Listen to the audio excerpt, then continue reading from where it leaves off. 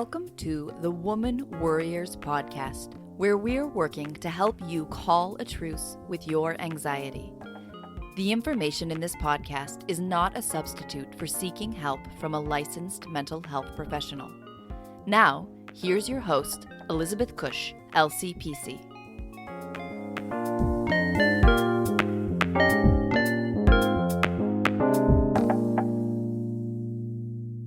Quotes, little summaries, and I probably wouldn't be doing the podcast if I didn't have her, because the idea of having to write up show notes after doing the interview and editing would make my head explode. So thank you, Kathy, for all you do. Thank you for promoting the podcast too and sending me suggestions for guests and interview topics. I truly appreciate all the work that you're doing for me. If you want to know more about the Woman Worriers podcast and be up to date on all the episodes, you can subscribe through Apple Podcasts or wherever you listen to your podcasts. You can also leave an honest review or a rating through Apple Podcasts. If you go into iTunes and scroll all the way to the bottom of the podcast, there is a section there for reviews and ratings. I would so appreciate it. It would really mean the world to me. You can also find us on Instagram, Twitter, Pinterest, Facebook, at Woman Worriers. Pinterest, I'm on my progression counseling board. There is, on my progression counseling Pinterest account, there is a Woman Worriers board, and you can find all the episodes there as well. So, our guest this week, Tenisa Montgomery. She is a licensed mental health counselor in private practice in Maitland, Florida. She specializes in teen and young adult concerns and focuses on trauma processing. She is a certified trauma-focused cognitive behavioral therapist and a certified trauma professional counselor. She offers groups in mindfulness and sexual assault support. She is a researched and published author of an article on adverse childhood experiences, their effect, and the parental component. She is also a public speaker and advocate, a single mom of two, originally from Pittsburgh, Pennsylvania. She is now in Florida doing her work. Tenisa is going to share her story of managing obsessive-compulsive disorder. She is going to tell us what it is, but also share her journey in healing. So let's get started. Hi, Tenisa. Welcome to the Woman Worriers podcast. Hi, thanks for having me. Oh, I'm so excited to talk to you today about your journey as a therapist. But before we do, would you mind telling us a little bit about you and what got you started on the work that you do? Well, I own a private practice, Mother Nurtures Counseling Solutions in Maitland, Florida. I specialize in teens and young adults, issues and concerns, trauma, sex trafficking, victimization. And I really enjoy that work because I came from a trauma-saturated environment and I was able to overcome and grow through that. Mm-hmm. And so I want to be able to help others grow through and past their trauma as well. I feel like the trauma therapists I think so many trauma therapists also have a history of trauma. I do. Mm-hmm. That it makes us incredibly dedicated, devoted, well-learned healers, I think. I do think, yes. Yeah. And so really important work that you do with sex trafficking, sexual assault work. Thank you. Yeah. And maybe we'll record another episode at a future time where we can talk further about that. But you had reached out to me through, I think, the Instagram app saying, hey, I could be on your podcast. Here's my story. Yeah. And so we're going to talk about that. But so you described that you have had a history of trauma, but you also shared that you've struggled with some mental health stuff yourself, which I too. I truly am a woman worrier. I have a lot of anxiety that I've learned how to manage over the years. Mm-hmm. But you told me that, you've struggled with obsessive-compulsive disorder. So can you just give us a little bit of background on what that is and how it might impact someone if they have it? Because I feel like people always talk about, I have OCD, but really probably not. Right. Right? Yes. People like to use it as a joke when they're very clean and tidy. Yeah. But for me, it definitely is not a joke. Yeah. I have a family history of obsessive compulsive disorder. Some obviously manifest in greater ways. For me, I had a spell where it was just overwhelming, the obsessive compulsive disorder for me. Mm-hmm. So obsessive compulsive disorder is like a persistent thought or urge to do something, an experience that you can't just walk past this cabinet door. I have to tap it. Right. Right. It's some urge inside of you that you cannot resist. What the part that racks my brain the most about OCD is that I know it's ridiculous. It makes no sense. There is no way that these two things could actually be tied together. But I have to do it. So for me, mine was checking. Yeah. And I would check my shoes.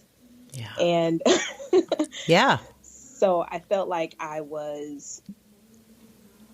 couldn't get the thought out of my head unless I actually followed the command of the disorder. Yeah. Yeah. So it's not just, I'm going to, I have to keep my apartment neat and tidy. If you turn something on my desk, I need to straighten it. It is this feeling of, I can't not do this thing, that it's disturbing to me until, whether it's checking your shoes or locking the front door 5 times. Mm-hmm. Yeah. Yeah. So it really is coming from an internal signal that things are not right with the world until I do this. Does that feel right? Right? Yes. Okay. Yes. Yeah. Yeah. And so, you shared with me earlier, before we were recording, I guess, on our first conversation about, what to talk about on the podcast, and you said that, it can, the obsessive compulsive disorder can ebb and flow, that there are times when it shows up much more persistently. So can you talk to us a little bit about that? So for me, mine showed up a lot during graduate school. The stress of graduating seemed like it was impending, and it was, am I ready? Am I smart enough? Am I good enough? Am I going to be able to do the work that I imagine in my head I should be able to do? Right. Are these people going to really trust me with other people's stuff? They're going to let me out of here? Well, and which is a very normal worry, right? For all, yes, I think, for most grad students, right? Yeah, I haven't met one who hadn't had that concern. Yes, but for you... For me, it just snowballed into this great thing where I really felt like I was on the brink of a nervous breakdown. And that manifested and heightened my OCD. So I was literally checking my shoe for shit. Excuse my language. That's all good. That's not my jam to use curse words. Nope. But I kept saying, I have shit on my shoe and I'm tracking it everywhere I go. And the only thing that gave me solace was to check and make sure that I didn't have shit on my shoe. Yeah. Yeah. But like, as you said, like there's this logical part of your brain that's saying, this doesn't make any sense. I know I didn't step in dog shit or whatever. Right. But I still have to check. I had to do it. Yeah. I had to do it. Yeah. At the height of things getting terrible. Like, I love shoes. Anybody who knows me who's going to listen to this is going to be like, shoes is her thing. Right? So ironic, right? Right. I mean, I could loophole this into like 20 different purposes. But anyway, so I literally was at the point where I had gone from 50 pairs of shoes to 3 or 4 pair of shoes because I was throwing shoes away because they had shit on them. Wow. What? Wow. I couldn't keep them. I can't keep these shoes. And then I'm like breaking my heart as I'm throwing my shoes away. Oh my gosh. But I can't stop myself. And did they literally have shit on them? They had nothing. Yeah. They had nothing on them. But there was just this feeling that I have to get these out of my house. Yes. Yeah. And now, like, hindsight, I'm realizing that those were the shoes that I wore on the days I went to class, to graduate school. Wow. And it was like, we're walking out of here. These people are trusting me. And I just have shit, and I'm taking it everywhere. It wasn't until I met with a therapist, which I highly recommend, especially in such a stressful environment. Graduate school for therapists is really emotionally, it pulls you apart and puts you back together. Oh my gosh. If you do it well. It's so true though. I think, yeah, I'm a relatively recent graduate, a late bloomer. So, I think it was like 4 years ago, almost 5 years ago. And I can remember thinking, oh my gosh, I need to get myself back into therapy because this is killing me. Yes. Just the sort of recognition of how much, I think for me, was how much the trauma from my life was impacting, like it was resurfacing because we're talking about it. We're exploring mental health issues. I think it was the first time I really labeled myself as an anxious person, like out loud, and I was 50. That's a long time not to recognize that you're anxious. But anyway. Yeah. So we had this, I'll never forget when it was really like I had to call my therapist and say, I need an emergency session and I need one now. We were doing a project where we were doing the geneogram. And so explain to the audience what a geneogram is, because I know, but I don't know that everybody else would. So a geneogram is where you map out your family and you kind of find out what patterns you have in your systems. You find out things that your grandparents did, that their parents did, that your parents do, that you now do. Right. And how it's so interconnected. And how you don't even realize it because it becomes the norm of your family system. Right. So my family is very enmeshed, which means everybody's in everybody's business all the time. Everybody knows everything about everybody. And at this time I'm working on the geneogram and I realized a pattern that all of my aunts had, all of the women in my maternal line had, and that I was in the midst of. Wow. So I was like, I need a session now. Yeah. So it really was a lot. Yeah. Yeah. To sort of just bring that flashlight and focusing on that dynamic just really touched you, really. It was a lot. Yeah. So I needed a session then, and that's when I didn't realize why I was checking my shoe at that point. I knew what I was checking it for, but I hadn't made that connection before then that I felt like I was unworthy to help in this capacity because I had my own stuff. Yeah, your own shit that you were carrying around. Yeah. And so I went to my therapist and I'm telling her about this thought and the compulsion and what's going on.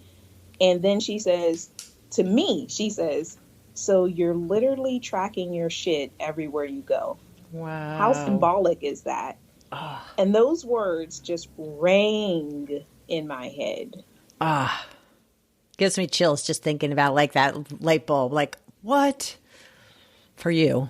Yes. And I was just like, oh my goodness, of course. Yeah. Of course. And that was when that session was a 2-hour session. Wow. And it was very client-centered. And I remember just rambling on about once she had made that statement, everything just fell out. Wow. About what I was fearful of and the Geneogram project and Yeah.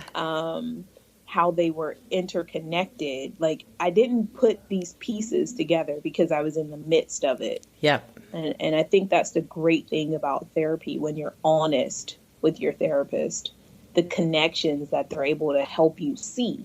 Yes. Yeah. And I think that's the key right there too. They help you see them. They're not saying, here it is. They're going like, what about, how does that feel? Or whatever. Or you just talking about it helps bring a light to that, how they guide the conversation. It helps bring a light to what's happening for you. Yeah. Wow.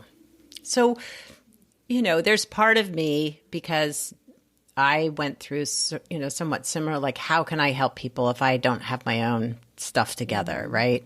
And so how was that for you to recognize, like, I'm going out there into the world to be a therapist and I'm bringing along, the word you use, bringing along all this shit, I have all this baggage of my own.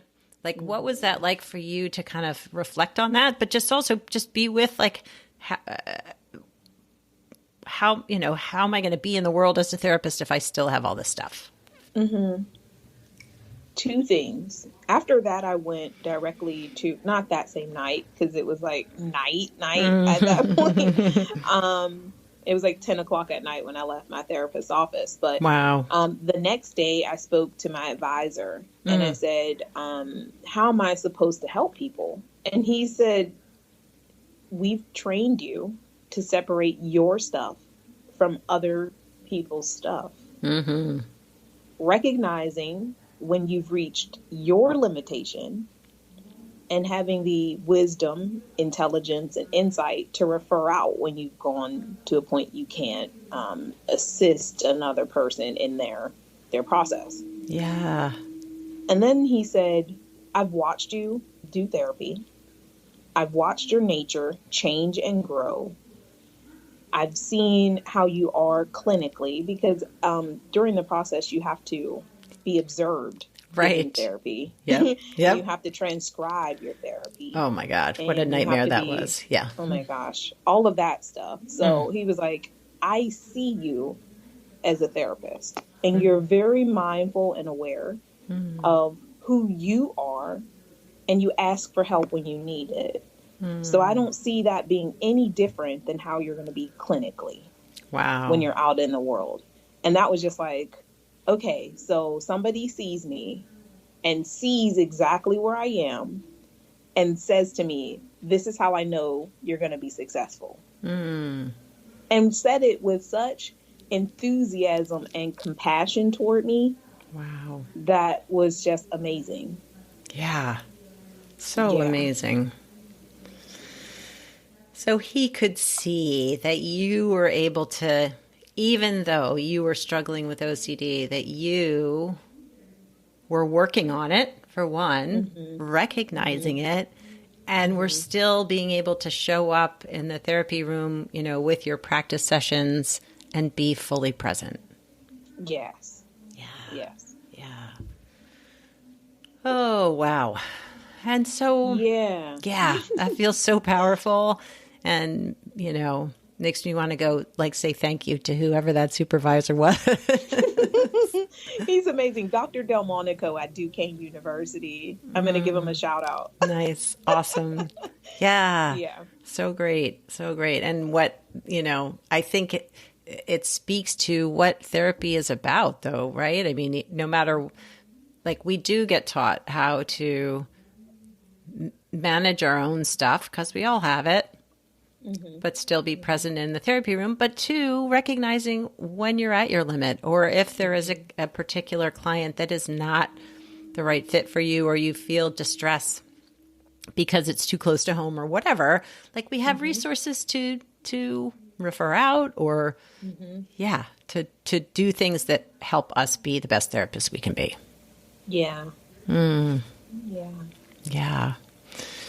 And so these days, now that you are fully in private practice and helping your clients, how are you, what are some of the skills that are helping you manage the OCD? Because I'm guessing, like any mental health disorder, when there's additional stress in your life, maybe it's showing up a little bit, but I don't know that. Is that true? I feel like at this point in my life, I can, because I use mindfulness, I can recognize when my anxiety levels are increasing. And I know, the term contra code. So I know the contra code for me. Okay. So I still have some smaller things, like I do count. And I do count to calm myself down. So I'll count breaths, or I still count pumps of soap. Okay. Yeah. But otherwise, a neat schedule helps me to be prepared. And scheduling time between sessions, I will take, if you are yogi, you know this term, I will take final rest. For 5 to 7 minutes when I've had a stressful session. Mm-hmm. Yeah. So really learning how to, one, recognize when the anxiety and distress is starting to ramp up before it's in its full form. Yes. Being mindful about that.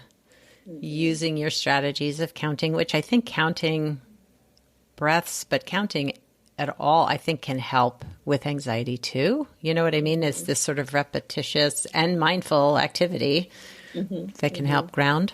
But yeah, then taking care of yourself. Imagine that, right? Yeah. And so incorporating those things into your life, was that pretty easy for you to okay, this is what I have to do to, be more mindful or take this time between sessions? Was that something that came naturally, or was it something you had to kind of work at to make happen? The counting came naturally because I feel like that's kind of almost part of the condition. Mm-hmm. The mindful aspect of that was accepting that I needed to count to stay calm or peaceful. So accepting what I needed to do as what I need to do, whether the world agrees with it or not. So that part was a mindful part. Not judging yourself for needing to do this. I'm just going to count this. I'm going to be fine. Everything's fine. I need to do this for me. If somebody doesn't like it, they don't have to watch me count. I'm not audibly doing it anyway. So it was more of a me in my own head saying, isn't this odd that I'm doing this? Yeah, that part of you. Myself. Right, that part of you that's going, what are you doing? Stop it. Yeah. And I kind of have some things like that, but it was an interesting process. But the taking the final rest was something that I had to add to my life. Okay. And is that just sort of like a deeply meditative place? I don't know what the deep final rest is. Yeah, it was so strange. I was at the dentist the other day and I was getting a cavity filled, Mm-hmm. and the dentist was like, afterwards was like, "Were you asleep?" I was Wow. like, "No, I was meditating." Ah. Because I don't want the trauma Hmm. of clenching while you're Oh, yeah. doing this cavity. So I don't want to come to the dentist. So I need to be in a calm and relaxed body so that this experience does not become trauma to my body. Yeah. Yeah. Yeah. So you can bring yourself to that deeply meditative state between clients or, at the end of the day or whatever it is that you Yes. need to help. Absolutely. Yeah. And Yeah. prayer for me. Prayer for Yeah. sure. Yeah. Mm-hmm. Yeah. I think that prayer or, however you pray, whatever your spiritual beliefs are, Mm-hmm. can be so helpful. I'm not a particular religion at this time in Mm-hmm. my life, but just owning that, like for me, that the Mm-hmm. universe can hold whatever it is that comes into these sessions, that it doesn't have to be me. That's where I go, is that I have to carry all of these stories with me and take care of them. And it's like, well, no, that's not helping my client. This is their stuff to carry. But the Right. universe can hold this and I don't have to. Right? Yeah. That's a Yeah. gift for every clinician out there. I feel like that is the one true gift of avoiding burnout. Oh, yes. Oh, yes. Don't carry it. It's not yours. Right. Um, Right. And we can nurture it and hold it with them in the session, but then yes. it's theirs to take with and heal. And Yes. yeah, that has been something I have learned. Yeah.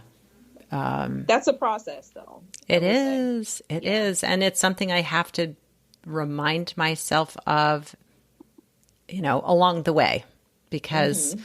I think as a caregiver, sort of one, being a woman, but two, being a mom, three, Mm-hmm. just being in the helping profession. Yeah, I want to take Yeah. care of everybody. I want to just, Yeah. but taking care doesn't necessarily mean I have to take a hold of all of. Yes. Yes. Oh, man. So,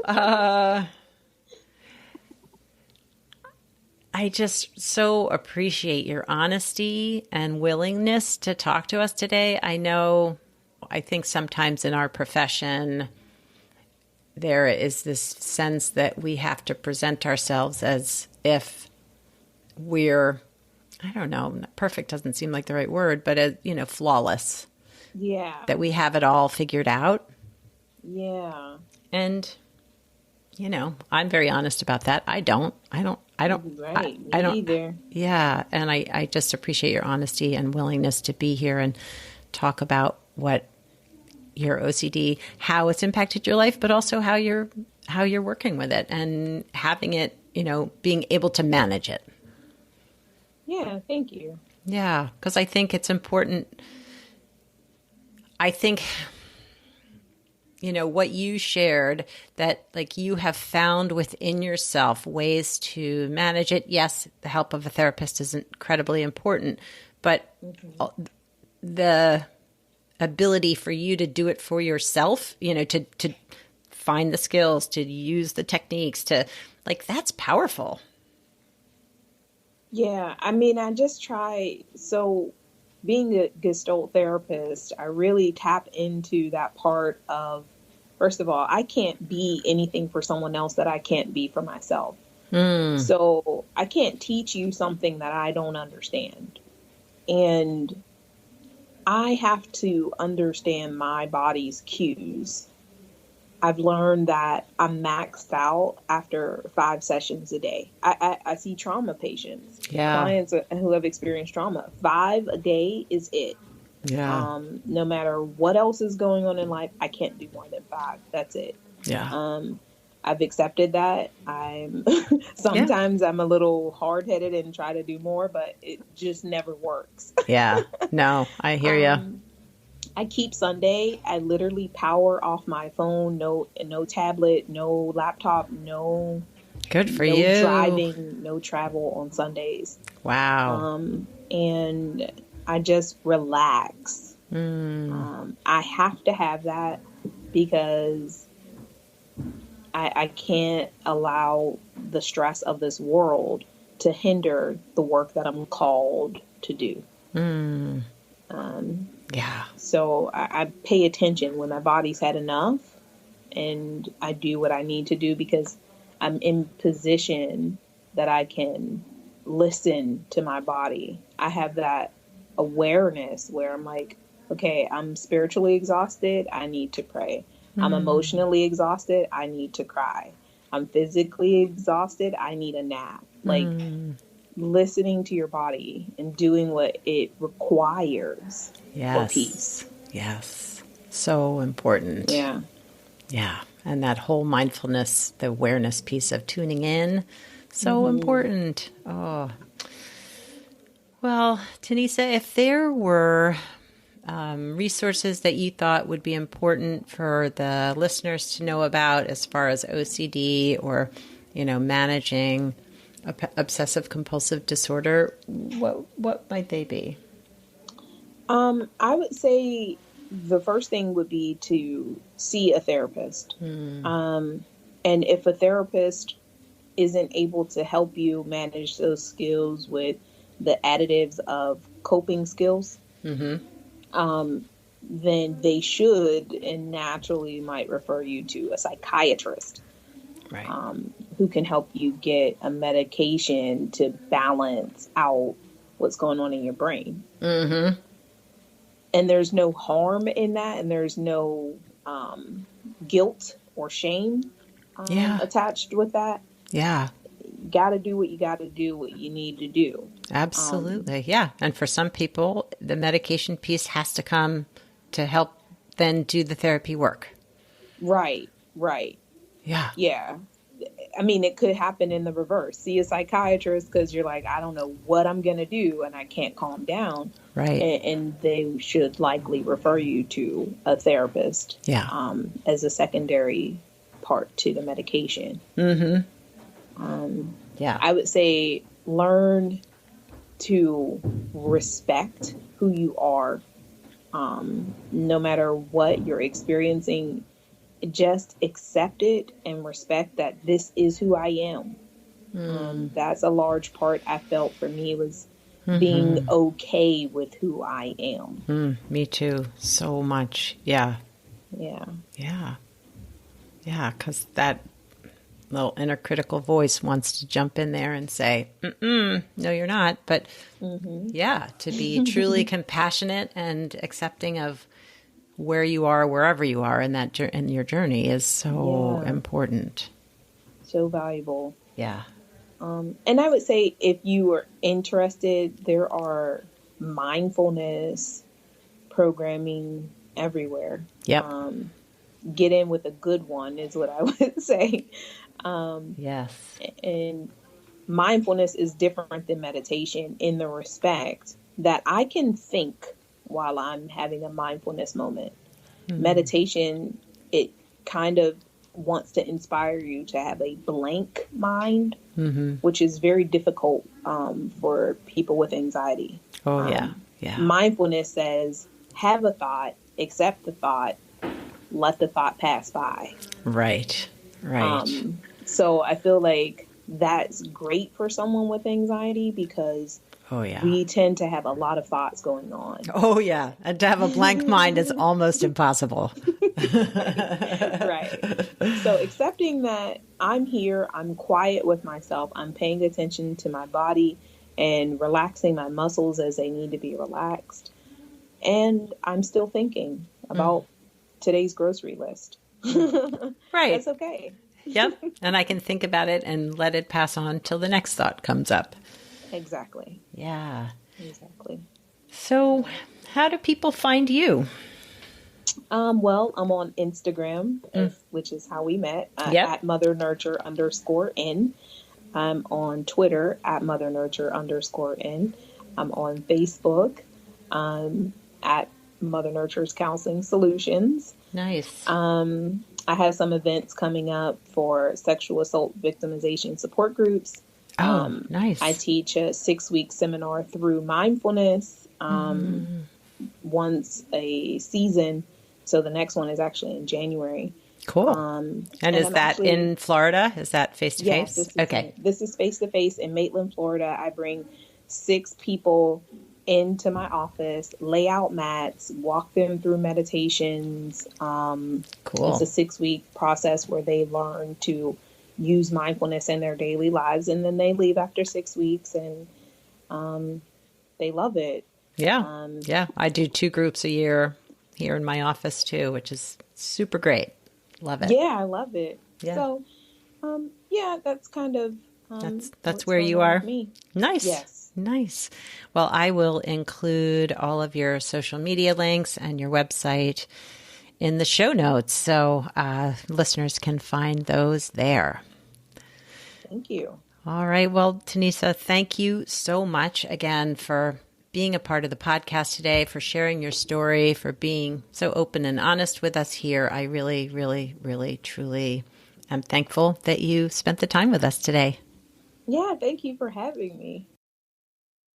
So I so appreciated and feel honored that Tenisa was willing to share her personal story with obsessive-compulsive disorder because, again, I do feel like oftentimes the more extreme mental health disorders, and not that OCD is so extreme, but it can really impact your life to where it's debilitating. And I think we, as a culture, then latch on to those words like OCD or, those terms, schizophrenic, bipolar, without truly understanding that they are disorders and the people who have them are struggling. But two, that there's hope, that things can change, that you can get help and live a fulfilling, meaningful life, even if you have struggled with a disorder. So I truly appreciate her honesty, being here, sharing her story on the podcast, and hopefully we will have her back talking about the work that she does with teens and young adults with sexual assault and sex trafficking. Very meaningful work. So you can find all of the resources that she mentioned and how to find her in the show notes. So have a wonderful week. I hope that you are all kind and accepting and allowing yourself to be wherever you are in your journey this week.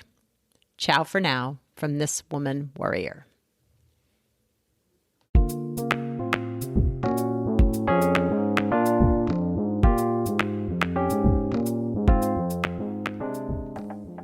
Thanks for listening and subscribing to the Woman Worriers podcast.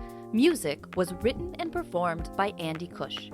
If you'd like more information on this episode, you can find the show notes, the resources shared today, and links to the guests' profiles at womanworriers.com.